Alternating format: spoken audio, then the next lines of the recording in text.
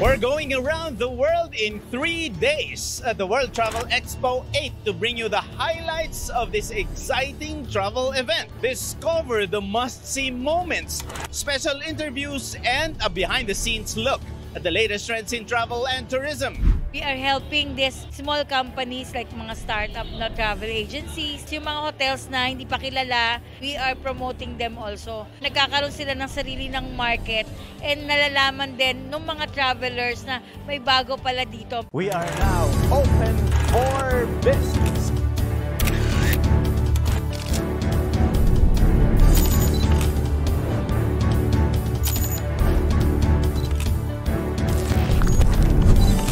It is a signal to the world we are open for business.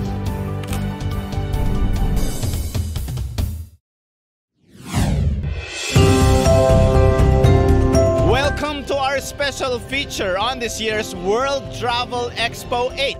From breathtaking destinations to luxury accommodations, from top-notch tour operators to must-have travel essentials, this is the ultimate event for every traveler's dream. Here at Space One Ayala, we'll take you through an exciting journey, speaking with key players from tourism boards to hotel brands and tour operators who are setting the stage for the next big vacation trends. Whether you're a seasoned explorer or just starting to plan your next getaway, we've got insider tips, exclusive deals, and all the latest in travel innovation right here.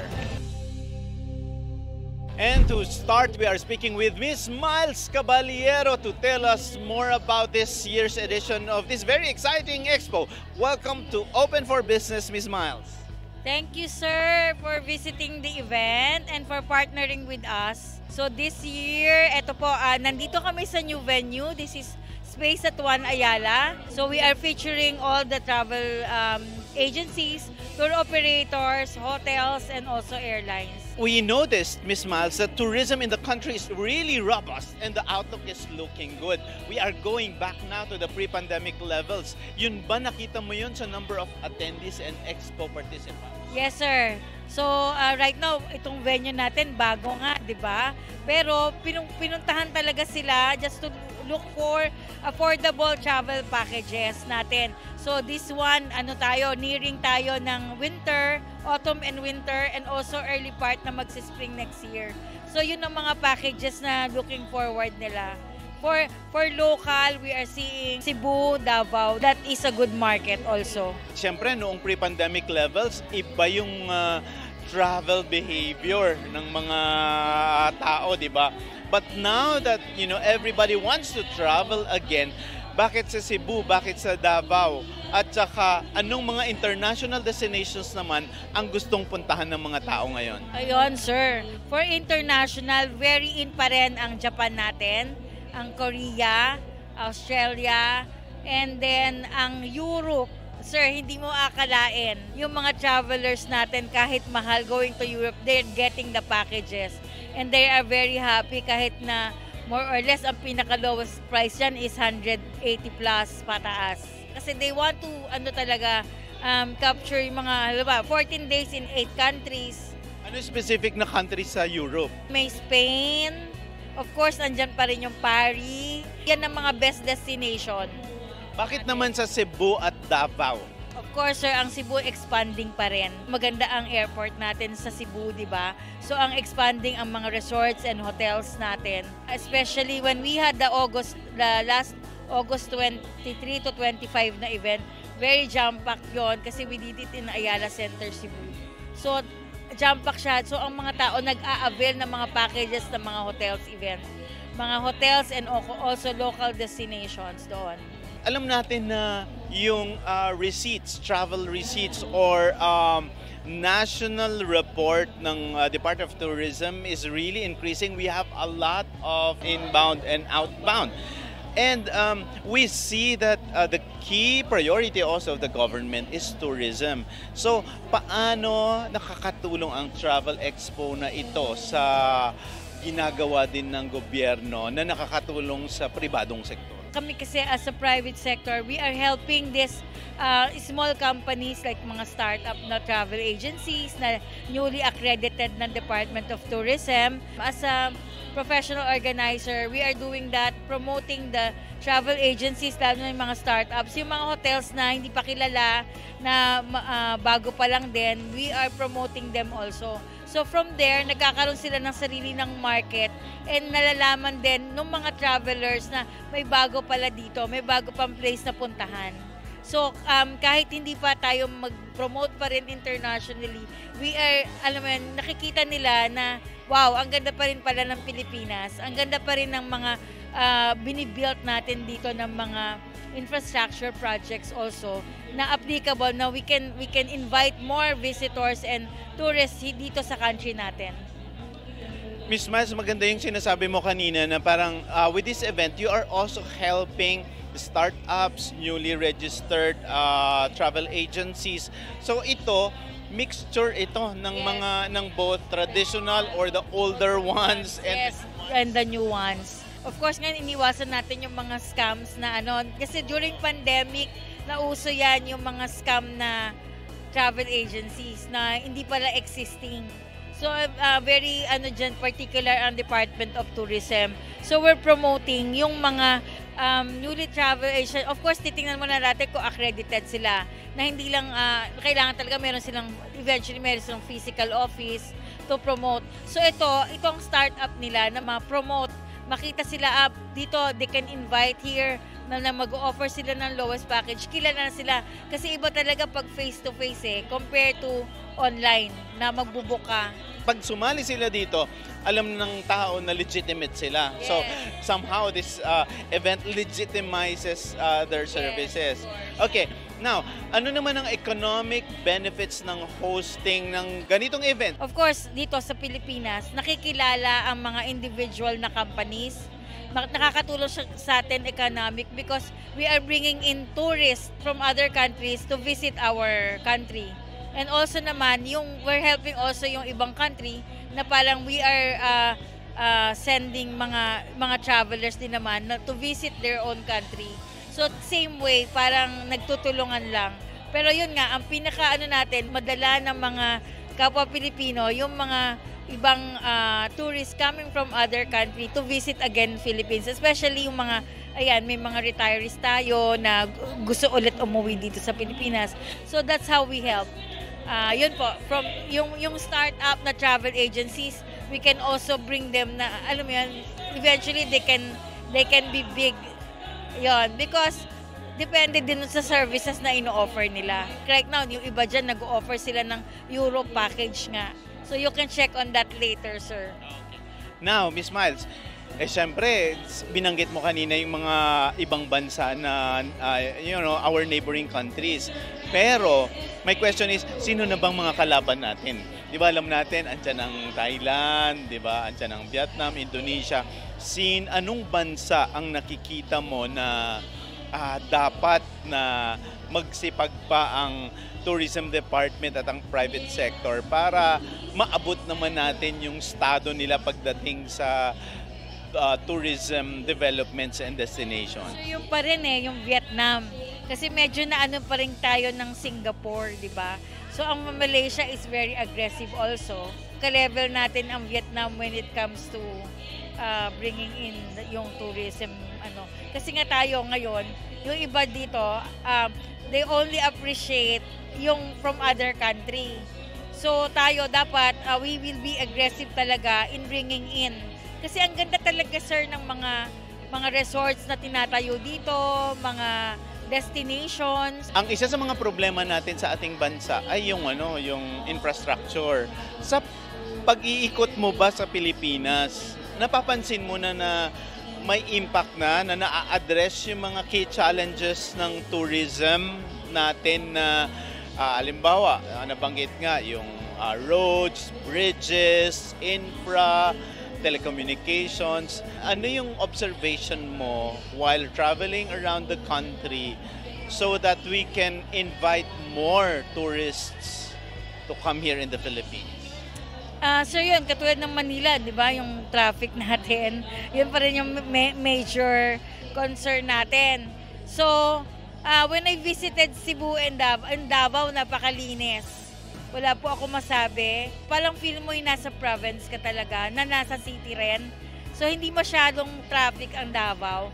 Ang Cebu, medyo parang Manila. Pero mas grabe ang traffic talaga dito. Pero ang infrastructure projects ng Cebu, it's expanding. So parang nadadaig niya yung Metro Manila sa ganda nung nangyayaring infrastructure sa Cebu. So and even the travelers, nakita ko na mas traveler ang Cebu compared to the Manila. So yun po yung mga nako-compare ko when I traveled around the country. So yun, eventually we will explore also Iloilo and Cagayan de Oro soon. Ano naman, siyempre ito yung nasa expo tayo, and you know the reason why we're also here is to learn about the latest trends in travel, in parang may mga pagbabago ba dun sa behavior ng mga consumers sa pagdating sa travel trends? What are the trends now that all these providers, expo participants should address so that they can give more and better service to tourists? Ganun pa rin naman yung ano natin, yung ating mga travelers, ano. Normally, syempre yung mga hotels, yung mga airlines, yung cheapest nila na makukuha. Although marami naman siya ngayon na offers. Yun nga lang, kasi gusto kong pa rin ano sa mga travelers natin, especially those who are going out of the country, na we should also get the professional help coming from our travel agencies and tour operators. Why? Because hindi yung naka-DIY ka lang. Maganda when you visit other country, naka-package yung yung pag-travel mo para when yung na-maximize mo yung bawat area na pupuntahan mo, bawat location na pupuntahan mo, and masulit yung money mo, na ang feeling mo lang na mahalan ka, pero in reality, hindi. Kasi yung experience na napuntahan mo yung each country, instead na nag-DIY ka, tapos nag-check-in ka lang sa magandang hotel, hindi mo na-explore yung mga, walang ganon. So yun yung parati kong ini-encourage sa mga natin, travelers. Kasi normally gusto nila, para makamura ako, I will get na lang the lowest flight and then the lowest hotel. And then mag-DIY na ako. Hindi ko na pagdating doon, nakanganga ka kasi nakatingin ka sa map, hindi mo rin alam paano gagawin. Lalo na kung first timer ka. So we're encouraging talaga each and every consumers natin na get a professional travel agencies or tour operator to help you maximize your vacation and your travel in and out of the country. Kahit dito kahit very simple, meron din naman, halimbawa, tour joiners yan, Boracay ka, ikaw lang solo, pwede pa rin yon. Lowest package that you can offer. Pero at least naka-maximize yung pagpunta mo ng Boracay. Hindi yung DIY lang, tapos nag-picture ka lang na you're in Boracay. Okay. So it's like getting your money's worth talaga. Okay. We're very excited. You are here in this new place, in this new location.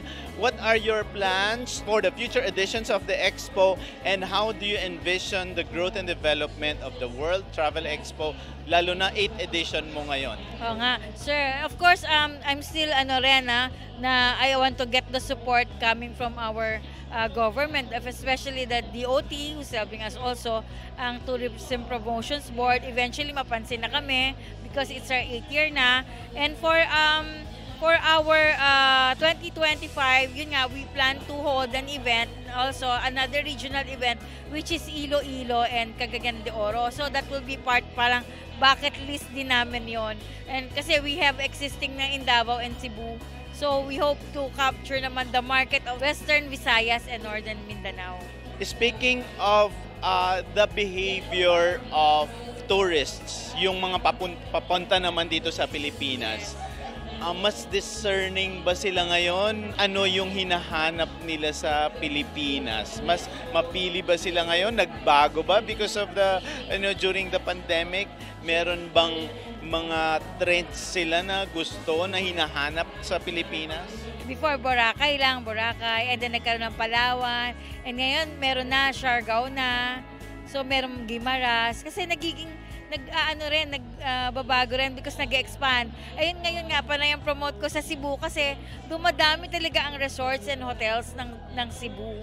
And also Davao. So ganun ka na marami kang mapupuntahan. I'm sure na marami din kang naririnig mula dun sa mga expo participants, sa mga exhibitors, ng mga feedback nila, yung gusto at hindi gusto. Di ba? Siyempre, pagdating dun sa mga expos na ganito, ano yung mga most common feedback na nakukuha mo sa kanila? Siyempre gusto niyan ROI. Yun ang parati ko namin tinatanong.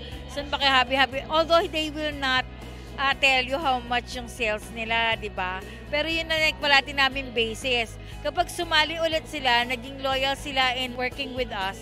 So yun yung nagiging nila, parang set na of course kumita siya. Hindi niya na kailangan sabihin. So like right now, very challenging ang space sa amin because this is a newly built venue. But of course, naging happy kami kasi yung mga exhibitors namin, nakita naman namin masaya sila. And because of the support of Net25, I am very happy kasi sa support na to, sir, nagkakaroon kami ng magandang promotion sa event. Ano yung mga mensahe mo naman sa mga negosyante din na gustong, siyempre, they have their own travel agency. Ano yung pwede nilang gawin? Ano yung mga tips mo sa kanila para yung negosyo nila ay patuloy na umunlad katulad ng mga kasamahan natin dito? At paano naman sila makakasama sa mga susunod na travel expos mo? Mga aspiring entrepreneurs, if ever you wanted to open up a travel agency, of course, start ka muna in registering. Research muna kayo kung ano yung mga pwede nyong packages. Partnering with the industry, partners like sa airlines, other travel partners like yung mga apps, and also yung mga other travel agencies and tour operators.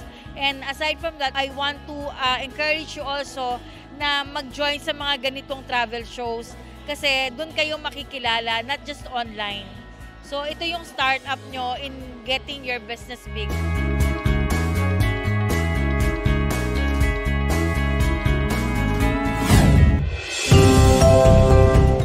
Gonzalez, and I'm here at the heart of the World Travel Expo 8, where the energy is incredible and the offers are even better. Come along with me to explore the hottest destinations, talk to exhibitors, and catch up with attendees to see what's grabbing their attention. Whether it's stunning resort stays, adventure tours, or hidden travel gems, we're here to uncover them all. Let's dive in and see what's in store for your next big adventure. We have a lot to pack, so buckle up and let's go.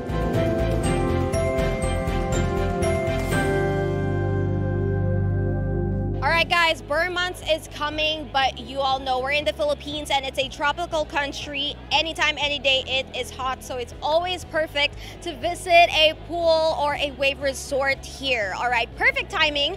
I'm here at the booth of the Villa Excellence Pool and Wave Resort. Okay, so this is really exciting because I'm sitting right next to the CEO of Villa Excellence, Mr. Carlo Castro. Good morning. Hi, good morning. How are you feeling? Thank you for having me. Thank you for having us here too.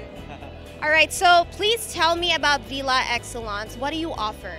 So Villa Excellence, it is located in Tanza, Cavite. So we are a water park resort.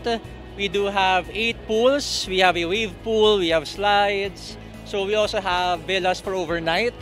So aside from the day excursion, night excursion for water park, you could also book villas for overnight. Aside from that, we do have function halls. So our function halls could be of use for seminars, for team buildings, meetings, and such. Wow, multifunctional resort, and for sure it's right. And also, I actually live in Cavite, so I might have my eye out on the Villa Excellence. Please tell me what sets this resort apart from the other resorts. So our tagline is actually "Waves of Fun for Everyone," because we do believe our property is an property that could be of enjoyment for all ages, for kids, adults, also elderlies. But it's fun to see that even adults, they do enjoy the waves, aside from the kids. It is very thrilling, man-made waves. How can the tourists experience Philippines through Villa Excellence? For the foreigners, we do offer local delicacies. Since we are located in Tanza, Cavite, we also offer delicacies of Tanza. So when the foreigners visit us, we could enjoy our delicacies. That is true. Like letting them experience Philippines through the food, through their senses, and of course the water and the sun. Like, really, right? All right. So, Filipino hospitality. One good point, definitely. Nothing beats Filipino hospitality. So, aside from being the CEO of such a resort, you are also one of the main sponsors of the Travel Expo this year, or have you been doing it also? Is it your first time? It is our third time joining Travel Expo. So we've joined Travel Expos because we believe that ever since we had this, it is somehow a leverage for us. It helps us tap different profiles, different areas, different cities. So it is really big help for us, hospitality industries. So thank you. Thank you for Travel Expo. Thank you. Okay, so if you have your business or you're in this industry, such expos really contribute as well. Aside from in the business aspect, for the Philippine Tourism Department, we've been improving. Do you think such expos contribute to it? Yes, of course, of course. Since most of the expos really shows and encourages different businesses, so I believe that it really helps tourism. We just survived the pandemic, so slowly we're gaining back our tourism. One more question. Give us tips on how to become responsible tourists. Responsible tourists, of course, respect culture, local culture. We just respect everyone, respect all races. It's fundamental, but not everybody can do it, right? Thank you so much, Sir Carlo. Such an honor to speak with you. All right, so Mistress of Filipinas is about masculinity with responsibility. So you being here right now, how do you think this can contribute to the Philippine tourism? To the Philippine tourism, I could say that each of us, we come from different cities. So if each of us can also promote our cities, and also we can show them the character, the culture of our city and province. What city or province are you from here in the Philippines? I am from Cebu province, from Cebu. Tell me one beautiful thing about your province, Cebu. What I like about Cebu is that people are very sweet, very nice, very loving, and I always believe that what attracts a city or a province is its own people. I agree with that. The Philippines itself have amazing people. All right, so tell me about the beaches as well. I see a lot of my friends going to Cebu for the beaches and the waterfalls. Tell me one place in Cebu I have to visit. So for the waterfalls, you need to visit Kawasan Falls. You can do also the canyoneering there. And for one of the best beaches is in Moalboal, and you also can do at the same time the whale shark watching or the swimming with the sharks.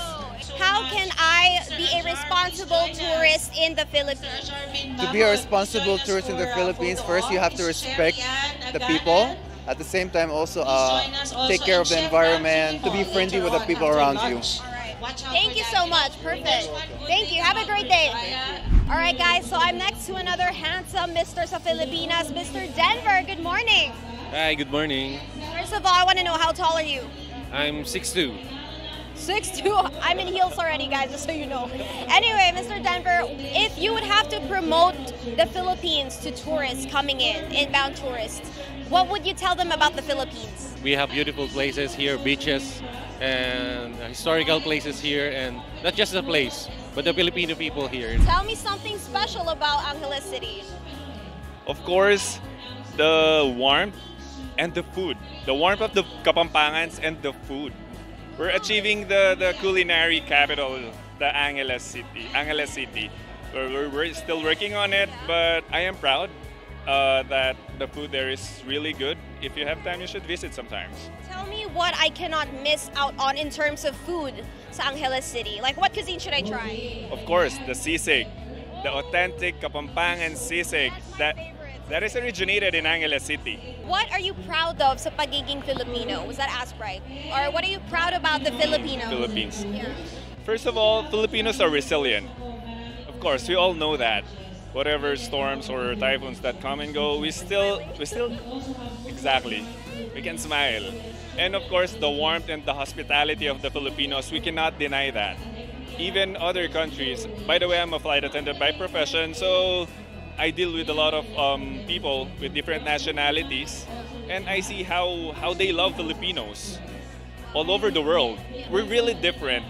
The way we show our love to people, well, there's nothing more to say about the Philippines. Okay, so Philippines is life-changing. So if a tourist comes to the Philippines, they go back to their country, what is their takeaway from the Philippines? It could be material or anything, values. The values, first of all, they're going back to their country a little bit bigger because of the food. Smart one. I didn't think of that. Rice, right? We got a lot of rice. Rice is life. That's what they say. If you go to a Filipino household, there will always be rice. Very true. Take off your slippers, eat rice, just work out after you arrive in your country. And after you eat rice with your hands. We're skillful. Filipinos are skillful. All right. Thank you so much. Thank you so much. Nice to meet you. Thank you for having me. For those who don't know, when I was a kid, even in high school, I was a science geek. So we're here now at the stall of the Science Museum. I had no idea there was a Science Museum in the Philippines. Miss Sarah, good morning. Good morning po. All right, please enlighten us about the Science Museum in the Philippines here. Okay po. Nakalocate po kami around BGC po. Then we have 5 galleries, 250 exhibit po. Then we have robot show, science demo po. Then meron po kaming open park po. Oh, very fun. Why should people or families visit the Science Museum? Family friendly po siya. Foundation po siya. Yung ibang payment po is napupunta po sa mga foundation. So as you go and enjoy, nagko-contribute ka din sa anong foundation specifically ang dinodonatan ng The Mind Museum? Ang name po kasi ng foundation is Bonifacio Art Foundation Inc. po. Thank you so much for enlightening us about it. I'm looking forward to visiting that. That's in BGC. Miss, I saw in the post, so worry less, experience more. Tell me about what Malayan Insurance Company offers. For this event, we offer a travel insurance product. So we offer insurance for local, international, such as Asia and worldwide. And our company is accredited to all Shenzhen embassy. Please give us an insight. Anong benepisyo ng pag may travel insurance ka? Of course, magkakaroon tayo ng peace of mind. So, di ba? Kaya tayo nagta-travel para mag-relax, makapag-unwind, ma-feel yung country na pupuntahan natin, ganyan. So, kasama doon yung insurance dapat para magkaroon tayo ng peace of mind sa mga, if ever meron tayong na event. Like, kunwari, ma-slide tayo or yung hindi tayo sanay sa weather. So, magkakaroon tayo ng flu. So, yan. And not just that, yung mga luggage natin, kung nagkaroon po ng luggage delay or damage to baggage, kasama po siya sa benefits ng aming insurance. Ang lawak pala ng sakop nitong travel insurance. Actually, I'm also just enlightened now about it. But I will consider it na, lalo na if I'm gonna travel a lot more. Yes, you should, ma'am. Kasi lahat, pati including yung pag-stay natin doon sa abroad, hanggang sa pag-uwi natin sa Philippines, you are covered. Wow, you are covered. I love that. Oh, guys, so I think this one tip, get a travel insurance. Yes. I won recently Classic Macy's Philippines International World. And by March of 2025, I'll be competing at Malaysia, Kuala Lumpur. Wow. What does it feel like to represent our country in such a pageant?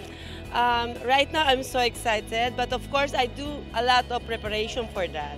Please tell me something that Filipino women have that sets us apart from other women. We have this sense of humor. Agree. Madali tayong magpatawa, magpasaya ng mga tao. And kaya yun ang isang dahilan kaya tayo ay naiiba sa ibang mga babae sa buong mundo. Once you go Filipina, you can never go back. Anyway, thank you so much, Miss Dali. It's so nice chatting with you. All right, I think the sash says it for itself. Miss Teen Pasarela Philippines 2024 Turismo. Okay, fun fact about Christine. This beautiful girl is called Christine. She's 11 years old. Ano isa sa mga payo na binigay sa'yo ng magulang mo? Gawin ko lang po yung best ko and wag pong kakabahan kasi I know naman po na kaya ko po. Okay, punta tayo sa advocacy mo. So, tourism. Bakit ka naging passionate sa tourism? I really love to travel. Yeah. Saan ka na naka-travel?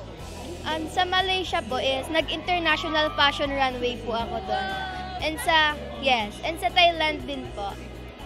Malaysia, Thailand at the age of 11, representing the Philippines. Anong pakiramdam mo pag may nakikita kang mga Filipino sa ibang bansa?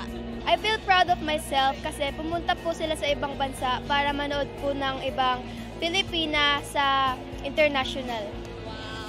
Wow, congratulations, such a young age. Grabe na yung na-achieve mo. Ang laki ng crown mo, 11 ka pa lang. Okay, give us one tip sa pagiging responsableng tourist. Pag pumunta ka sa Pilipinas or ibang bansa, paano tayo maging responsable dapat? Let's all become more conscious travelers, not just tourists. Together, we can enjoy the wonders of this world.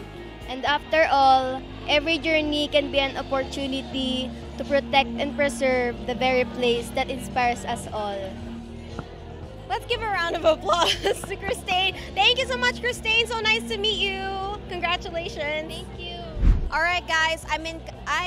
Oh wait, where am I? Oh, I'm still in the Travel Expo. Thank you for reminding me. But I'm at the booth of the Calabarzon, okay? And their highlight now is Batangas Province. Now, good morning, Miss. Good morning. I'm Vanessa Tolentino from the Provincial Tourism and Cultural Affairs Office.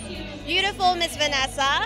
So, please tell me, now this expo has a lot to offer. What does Batangas have to offer to us? Of course, here in the World Travel Expo, we prepare different circuits, the Sun and Beach and the heritage sites for Batangas Province. So we have a lot to offer for everyone visiting the expo.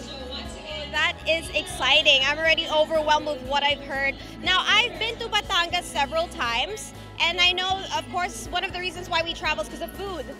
And Batangas is known for their lomi and chami, right? What else does Batangas have, like in terms of cuisine? For cuisines, of course, we have our bulalo. Bulalo ng Batangas. Kapag malamig, we have it.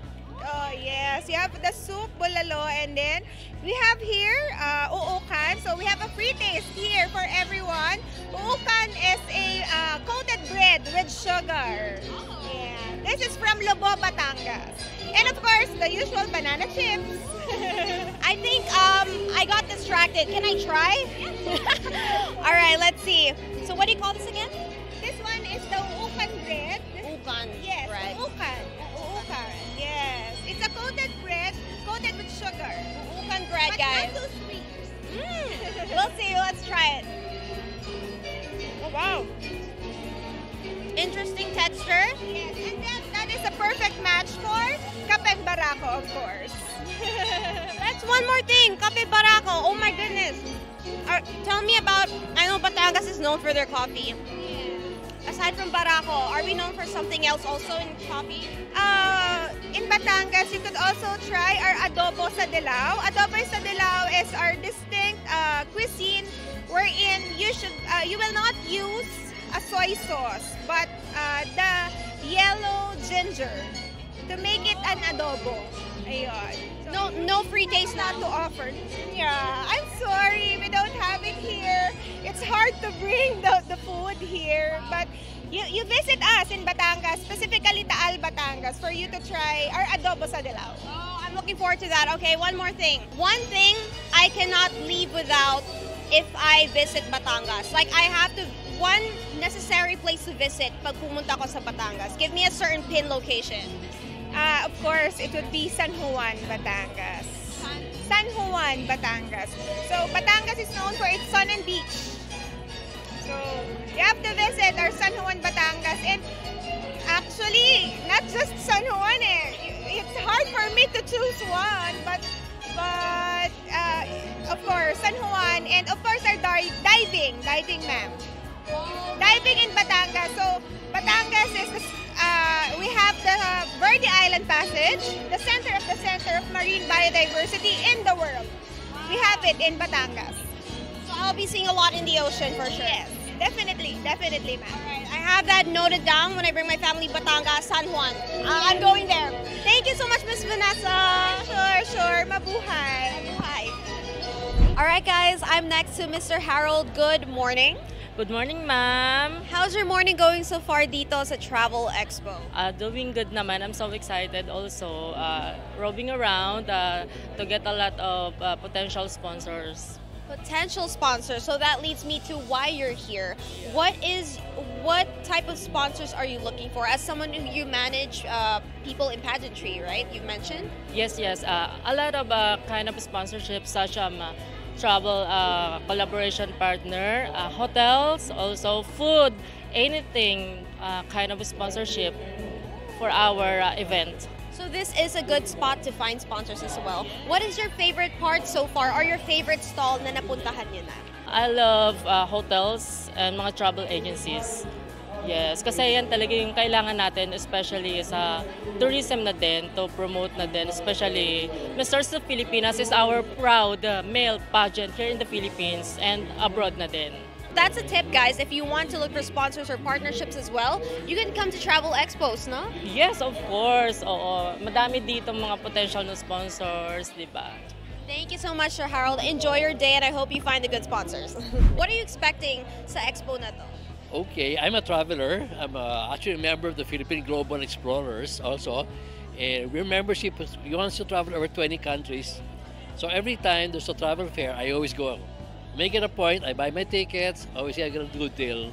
Yeah. So you get good deals here to travel? I'm expecting now, yeah. Can you give me one example of the best deal you've ever gotten through a travel expo? I think last year we got 3 beach weekends. We went to Sicogon, El Nido, and Coron. And I also bought my Princess Cruise tickets, yeah. Yeah, so. You mentioned El Nido and other islands of the Philippines. Now this is about Filipino traveling too. Yeah. Tell me one of the best or your favorite island experience in the Philippines. Sicogon Island. I've never even heard of that. I'm Filipino, but I gotta travel more. Yes, okay. It's actually one of those less traveled. But that's what you guys have to do. Go to the less traveled areas. It's not the Bora and the Boracay and the Nido. Go to the less traveled ones. They're a lot better. Yeah. One more question. Give us tips. You're a traveler. I want to travel more. Give me tips about traveling. Buy early. Buy early. Advanced planning. That's right. Yeah. Like I buy my tickets now for here. Is for my summer trips for next year. Yeah. All right. Thank you so much, sir. It was so fun chatting with you. Thank you. Thank you. All right, kakagaling lang natin sa Calabarzon. We went to Batangas, Cavite. Ngayon naman, I just want to say, maayong buntag sa mga Cebuanos and Cebuanas because right now, I'm next to the Director of Sales and Marketing ng Candaya Resort in Cebu, Miss Joanna. Good morning. Good morning, Miss Gia. How are you? I'm doing good. Very busy, but I'm happy to drop by the booth. Thank you. Thank you so much. Now, how is Candaya Resort? Oh, Candaya Resort is proud to announce of being the first 5-star Cebuano resort located in Daan Bantayan, Cebu. And this recognition we receive is actually a testament of a true Cebuano hospitality. Please tell me special amenities you have in Candaya Resort that makes it 5-star. Actually, we have a lot to offer in Candaya Resort. We have the water sports activities. We have land sports. We also have the quadra. You can do your horse trail, a real quadra, a real stables. So you can also bring the kids, your siblings. For the families, you can bring your children to enjoy the pony ride. Yeah, inside the resort. Yes. Very unique. I've never heard like pony riding in a resort. Exactly. Okay guys, I'm next to a very pretty girl. Her name is Carla. All right, so Carla, you're here with your mom.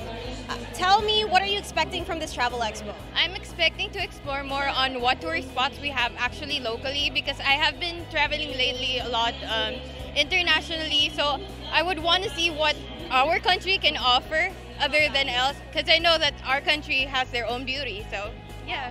That is very true. Okay, so were you born and raised in the Philippines? Yes, I was actually born and raised in the Philippines, but I haven't really roamed around yet.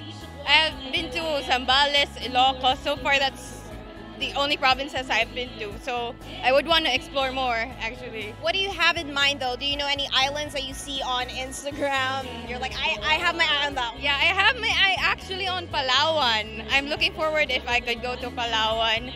Because we have been planning, but so far, since it has been raining a lot, so it has been canceled, postponed. So we'll see here in Travel Expo if we can actually have a good idea of where to go next. Yeah, and also good promos, just so you know. Yeah, absolutely. All right, enjoy your time with your mom, and I hope you find good spots. Thank you so much. All right, guys, I couldn't help but stop over here sa booth ng Aqua Planet. It's so irresistible. I have to go. You know, it's summer. I'm feeling the heat. So I'm right next to the Supervisor of Sales and Marketing ng Aqua Planet, Mr. Sion. Good morning. Good morning. I'm very happy today to be a part again with 8 years of Travel Expo. Yeah. Oh, okay. Sir Sion, the Aqua Planet is the biggest water theme park in the Philippines. Tell me about it. How big is this theme park? Actually, Aqua Planet is one of the biggest and most modern water theme park in the Philippines, and it's a 10-hectare facility located in Clark, Pampanga. Clark, Pampanga. Okay, I'm gonna visit there soon. It's so fun. Please tell me one of your most daring slides or amenity that you have in the theme park. We have Tornado and Aqua Loop. Actually, Aqua Loop is a vertical slide, so you need to stand up and, free fall. By vertical, you mean it's perpendicular? Yeah, you need to be standing up and cross legs. Then the platform will be missing. Okay, sir, I have a particular question. There are some slides in the world where bawal ang babae because of the pressure of the water. Is it to that extent or? No. Okay, boys and girls can go. Boys and girls can go. Yay! Okay, I'll have that in my eye. Okay, so please tell me, aside from the water parks, how else can the tourists or people who visit the theme park experience the Philippines? Try to explore Clark. Clark is now growing, and it's not just about us, not just about the Aqua Planet. It's more fun. It's more fun in the Philippines, and Clark is expanding. We have tons of hotels, golf course, and food. It's the food capital of the Philippines. Yeah, that's one thing. It's in Clark, which is a beautiful place to visit sa Pilipinas. Tell me any thing I have to keep in mind bago ako bumisita ng Aqua Planet. You need to be brave. So that's why our AVP is Unleash the Braver You. I love that. That's challenging, but the more challenging, the more fun, diba? Yes, the more fun. Okay. So, what is the age limit sa Aqua Planet? Actually, we have 3 years old below for free of charge. And since it's a water theme park, we're on a height basis. So technically, we have 4 feet below and above 4 feet for adults.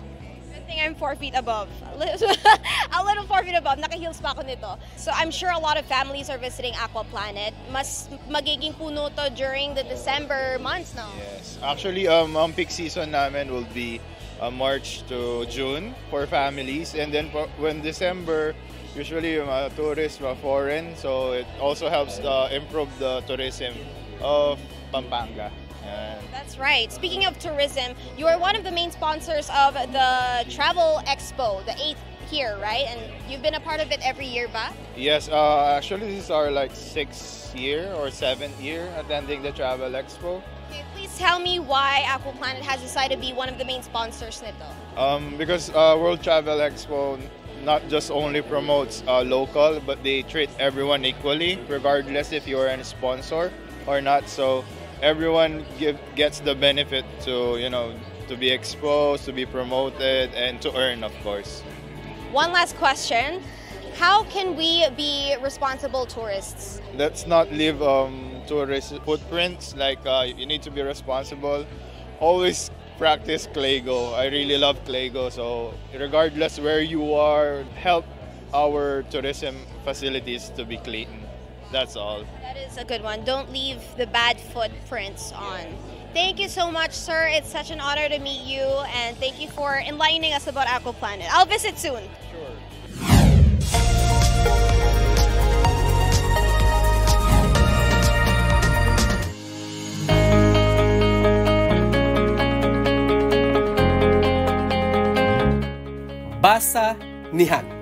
Yan ang nagsilbing advokasya ng Scholastic Philippines na palawigin ang tatas at pang-unawa sa pagbasa ng mga kabataan sa buong bansa.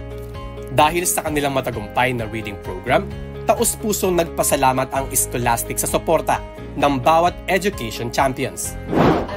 Scholastic Leaders Cup's main objective is actually to celebrate our partnership with our partner schools that has Prime English program in their school, and we want to recognize them, alright, for going beyond what they need to do in terms of reading and reading proficiency for students.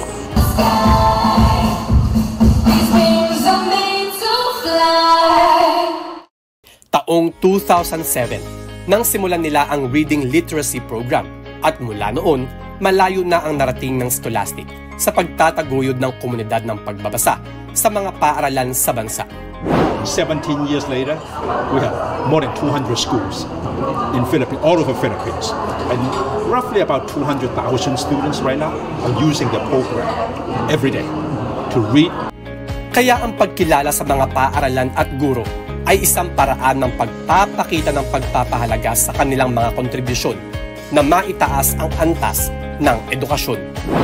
The earliest that I could remember, we only had 8 books read for a whole year, and now we have reached 60,000 books a year. And you start to create a culture of love for reading. I think you will be on the right path. Napalawak din ng isang pribadong paaralan ang kultura ng pagmamahal sa pagbabasa, kung saan ang mga mag-aaral ay nagiging mapanuri at malikhain. It's like, making and convincing the entire Salesian community to become avid readers by giving them a lot of monthly activities that make our students more engaged and enthusiastic in their reading journey. Marami pang batang naghahangad na matuto, kaya't ang Scholastic ay naglalayong dalhin ang kanilang programa sa mas nakararami dahil naniniwala sila na mayroong pag-asa sa pagbabasa. So we are making a push also in the public schools. No, public schools even more challenging. We have just tried a few as a pilot test to see whether the same program can be effective in the public schools. And we're very encouraged by the result.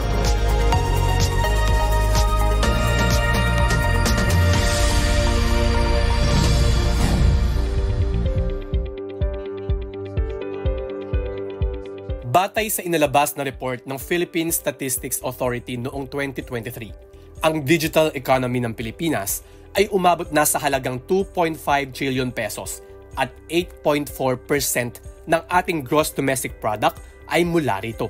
Sa digital economy, partikular na ang sektor ng e-commerce ay naglikha ng milyon-milyon trabaho para sa mga Pilipino. Bagamat patuloy ang paglago nito, hindi maikakaila na marami ang naloloko pagdating sa serbisyo at produkto online. Kaya naman bago sumabak ang Shopedia na makipagsabayan sa mundo ng e-commerce, nagdao sila ng Merchants Summit upang sabay-sabay na makapagsimula ng tama at patas sa industriya. We gather today our merchants para po officially ma-orient sila at the same time para po ma-lay down sa kanila yung ano ba talaga ang expectations ng publiko sa Shopedia. Natutuhan dito ng partner merchants ang sistema at mga paalala bago magsimula sa kanilang partnership.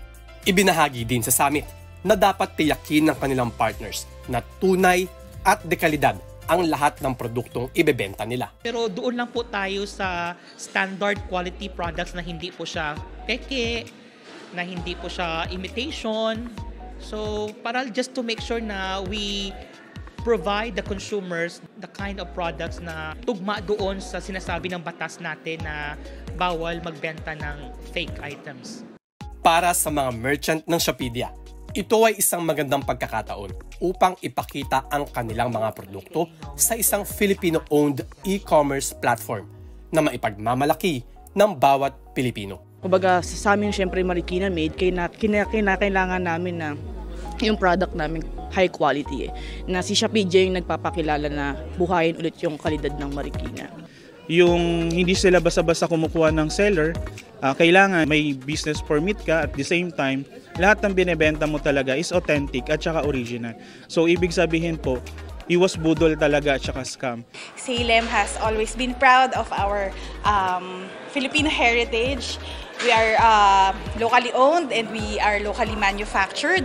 So it's fitting lang din to partner with a Filipino e-commerce player. At upang masiguro na maihahatid ang produkto ng mabilis at may pagmamalasakit sa bawat online consumers, isang partnership ang binuo sa pagitan ng Shopedia at J&T Express.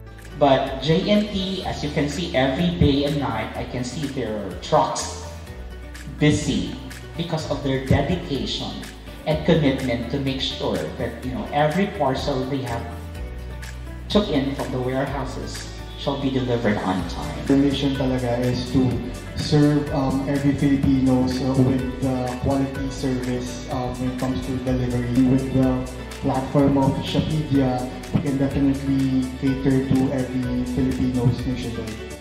Abangan sa darating na Nobyembre, madadownload na ang Shopedia app para sa mas maayos at panatag na online shopping experience nating mga Pilipino. Travel Expos open our world to new horizons. From exclusive deals on top destinations to insights from industry leaders, there is so much more to explore. Understanding the pains and joys of the travel industry also helps us navigate the business environment better. For inbound tourism, our country has a lot to offer in terms of destinations, adventure, medical tourism, and so much more. It simply deserves to be top of mind for wanderers. Supporting the tourism industry moves the economy and provides a gateway for growth.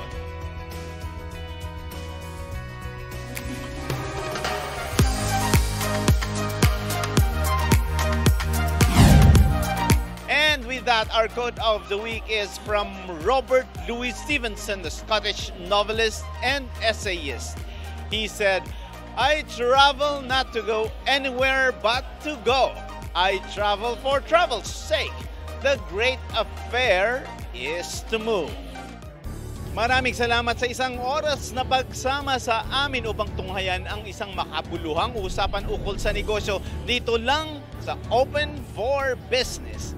Hanggang sa susunod na linggo, samahan nyo kaming muli dito sa Open for Business. Catch us too on Facebook and YouTube. Like and subscribe on our social media page at Net25 TV. We will bring you more insights from industry experts, thought leaders, CEOs, and featured SMEs. Together, let us help encourage business development in the Philippines. Sharpen your business acumen, feel the pulse, and set the trend for as long as you're informed and open for business. Ito po si Cesar Vallejos. Marami pong salamat. At maraming salamat. Grabe. Ay.